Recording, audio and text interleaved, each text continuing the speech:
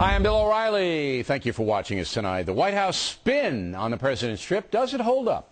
That is the subject of this evening's Talking Points memo. First of all, I said to my staff yesterday that President Obama would go to Iraq even though it was not scheduled. Now, I've studied the president so much, I feel like I know what he's thinking.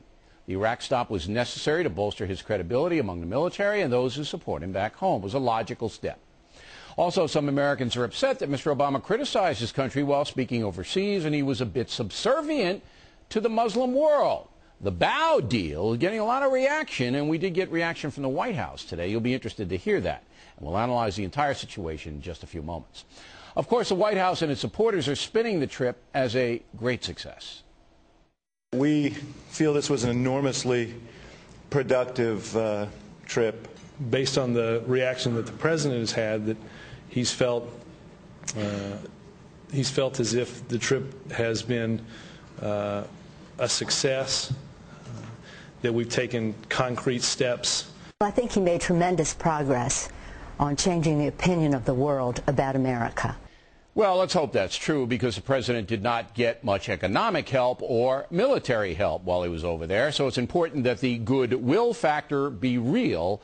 Otherwise, the trip was simply a very expensive public relations exercise.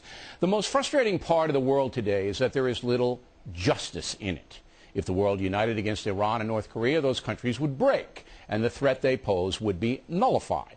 If the world joined together to defeat the Taliban and Al-Qaeda in Pakistan, those threats would pretty much be wiped out, but the world will not.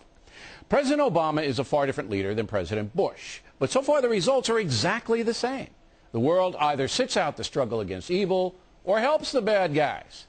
With the great exceptions of Britain, Canada, Australia, Poland, and a few other nations, the world is content to be selfish and cowardly, and if you call them on it, they hate you. That's why Obama has not called them on it.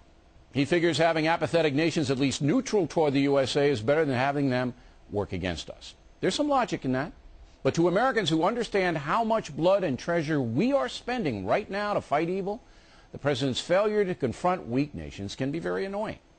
Talking Points understands the big picture and believes the president's trip was a plus, but not a major win. The world remains dangerous and chaotic, with Israel on the verge of attacking Iran.